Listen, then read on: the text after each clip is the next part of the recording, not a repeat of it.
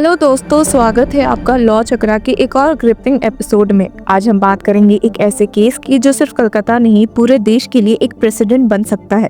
RG Kar medical college के rape murder case की। ये केस तो पहले ही हेडलाइंस में था, पर अब सीबीआई और वेस्ट बंगाल गवर्नमेंट के बीच का लीगल क्लैश इससे और ज्यादा कॉम्प्लेक्स और कंट्रोवर्शियल बना रहा है। अब ये लीगल कॉम्प्लिकेशन क्या है और कैसे एक केस कोलकाता हाईकोर्ट के अलावा सुप्रीम कोर्ट में भी लिस्ट हुई है, चलिए समझते हैं। अब सुप्रीम कोर्ट में सीजेआई संजीव खन्ना की कई बातों से पहले कोलकाता हाईकोर्ट की न्यूज पर नजर डालते हैं और इन सब से पहले केस का बैकग्राउंड समझने की जरूरत है। 9 अगस्त 2024 को कोलकाता के आरजीकर मेडिकल कॉलेज में एक 31 साल की जूनियर डॉक्टर का रेप और मर्डर हुआ। इस हीनस क्राइम ने पूरे देश को हिला दिया। संजय रॉय, जो एक सिविक वॉलंटियर था, को अगले दिन अरेस्ट किया गया और ट्रायल में उसे गिल्टी डिक्लेयर कर दिया गया है। कोर्ट ने लाइफ इम्प्रिजनमेंट की सजा दी, पर स्टेट गवर्नमेंट इस फैसले से खुश नहीं है। सीएम ममता बनर्जी के लीडरशिप में स्टेट ने अपील फाइल की है, डिमांडिंग डेथ पेनल्टी। अब जहां लोग वेस्ट बंगाल स्टेट गवर्नमेंट के इस फैसले से काफी खुश थे, वहीं अब एक न्यू ट्विस्ट इस केस में दिखा है, जिसने की लीगल कॉम्प्लिकेशंस पैदा कर दी है। सीबीआई, जो इस केस की इन्वेस्टिगेशन कर रही थी, ने कोलकाता हाईकोर्ट में चैलेंज किया है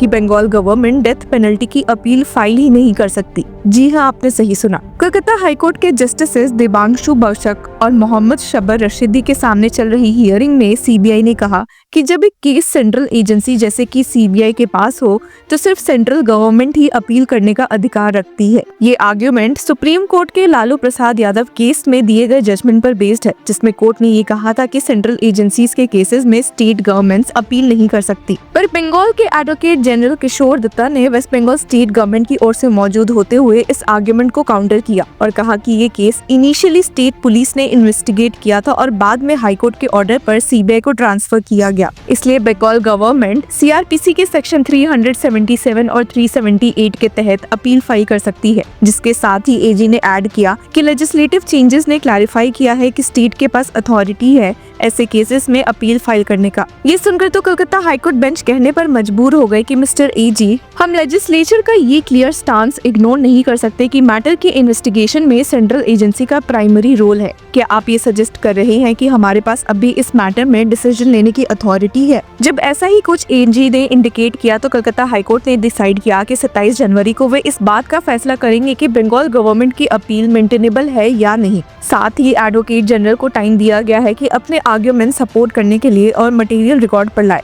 ये तो बात हुई कोलकाता हाईकोर्ट की हियरिंग की, और एक नजर डालते हैं सुप्रीम कोर्ट की न्यूज पर। आपको बता दें कि सुप्रीम कोर्ट में आरजीकर केस की लास्ट हियरिंग में सीजेआई संजीव खन्ना ने कहा था कि अब ट्रायल कोर्ट के ऑर्डर आने के बाद ही इस मामले को देखा जाएगा, और जिसके बाद हियरिंग मार्च के लिए फिक्स हो गई थी। पर ट्रायल कोर्ट ने जो कुछ दिनों पहले अपना ऑर्डर दिया है, तो सुप्रीम कोर्ट ने इस मामले को लिस्ट कर लिया था। हालांकि एक शॉकिंग ट्विस्ट में सुप्रीम कोर्ट में सीजेआई संजीव खन्ना ने इस केस को अब 29 जनवरी के लिए अर्जन कर दिया। टाइम की कमी का हवाला देते हुए he stated, "We will take it up at 2 PM on next Wednesday." आपको बता दें कि ये मैटर उनके सामने मेंशन किया है सीनियर एडवोकेट करुणा नंदी ने, who is appearing for the Association of Junior and Senior Doctors। पिछली सुनवाई के दौरान कोर्ट ने ये नोट भी किया था कि नेशनल टास्क फोर्स, जो हेल्थ प्रोफेशंस के लिए सुरक्षा बढ़ाने के लिए सुझाव देने के लिए बनाया गया था, ने अपनी रिपोर्ट सबमिट कर दी है। कोर्ट ने स्टेट्स और यूनियन टेरिटरीज को एनटीएफ की रिकमेंडेशंस पर अपनी प्रतिक्रिया देने के लिए कहा है, और साथ ही इस लेटेस्ट हियरिंग में एनटीएफ से कहा गया है कि 12 हफ्तों के अंदर अपनी फाइनल रिपोर्ट सबमिट करे। कोर्ट ने एम्स को भी कहा कि कुछ डॉक्टर्स द्वारा उठाई गई इस मांग पर विचार करे कि प्रोटेस्ट के दौरान उनके नॉन अटेंडेंस को सुप्रीम कोर्ट के द्वारा पहले दिए गए राहत के संदर्भ में ड्यूटी से नॉन कंप्लायंस न माना जाए।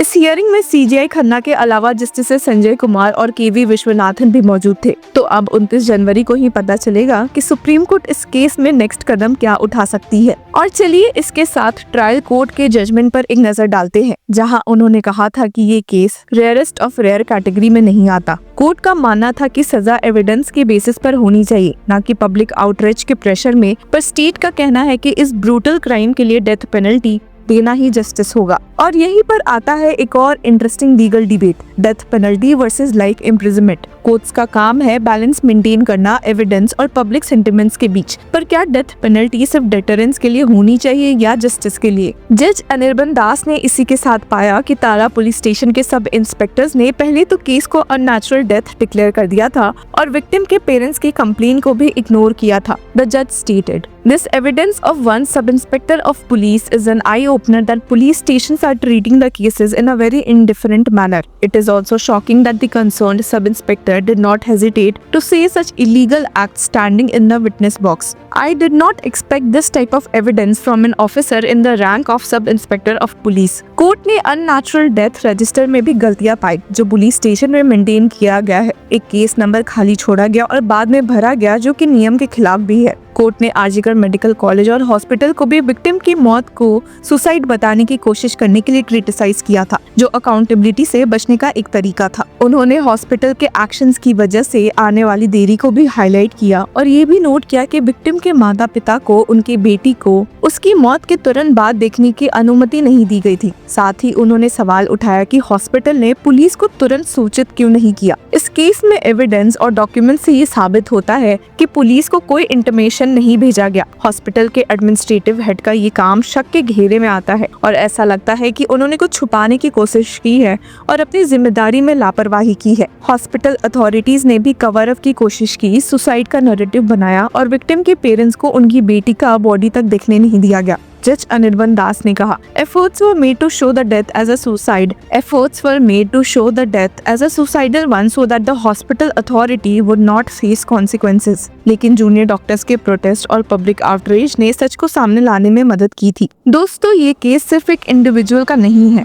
ये जुडिशरी के अकाउंटेबिलिटी, फेडरल स्ट्रक्चर के बैलेंस और पनिशमेंट के प्रिंसिपल्स पर एक बड़ी डिबेट खोलता है। क्या स्टेट अपनी अपील कंटिन्यू कर पाएगी? क्या संजय रॉय को डेथ पेनल्टी मिलेगी? और क्या ये केस मेडिकल प्रोफेशनल्स की सेफ्टी और स्ट्रिक्टर लॉज के लिए एक स्ट्रॉन्ग मैसेज बनेगा? ये केस सिर्फ कोर्ट्स के लिए नहीं, हम सबके लिए एक लेसन है। आपको क्या लगता है, क्या संजय रॉय के लिए लाइफ इम्प्रिजनमेंट ही सजा सही है या डेथ पेनल्टी जरूरी है? और क्या स्टेट का सीबीआई से टकराना जस्टिफाइड है? अपने विचार हमें कमेंट्स में जरूर बताएं। Until then, keep following law Chakra. Hello law lovers and justice seekers, welcome to law Chakra. हम आपके लिए लेकर आए हैं कुछ बहुत ही exclusive. Introducing law Chakra prime membership, जो आपको देगा exclusive access like never before. चाहते हो कि सबसे पहले आपको मिले latest legal updates? Law Chakra prime के साथ आपको मिलेगा early access to exclusive content, critical case analysis, courtroom बैठ का ब्रेकडाउन, वो भी बाकी व्यूअर्स से पहले। मोर अपडेट्स, मोर एनालिसिस, यानी कि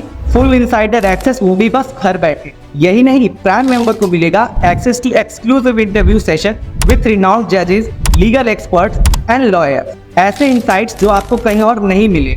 इसी के साथ अगर आप कभी सोचे कि हम कैसे लेकर आते हैं आपके लिए ये लीगल अपडेट्स, तो इसके लिए भी प्राइम मेंबर्स के लिए है हमारे पास एक special sneak peek behind the scenes of law chakra. Brainstorming session से लेकर ब्लूपर्स तक सब कुछ। In short, more content, more update and more analysis. Political legal controversies हो या इन डेप्थ लीगल सेशंस, सब कुछ आपको मिलेगा एट वेरी मिनिमल प्राइस। बनिए लॉ चक्र की प्राइम मेंबर और अनलॉक कीजिए full potential of legal knowledge. अभी ज्वाइन कीजिए।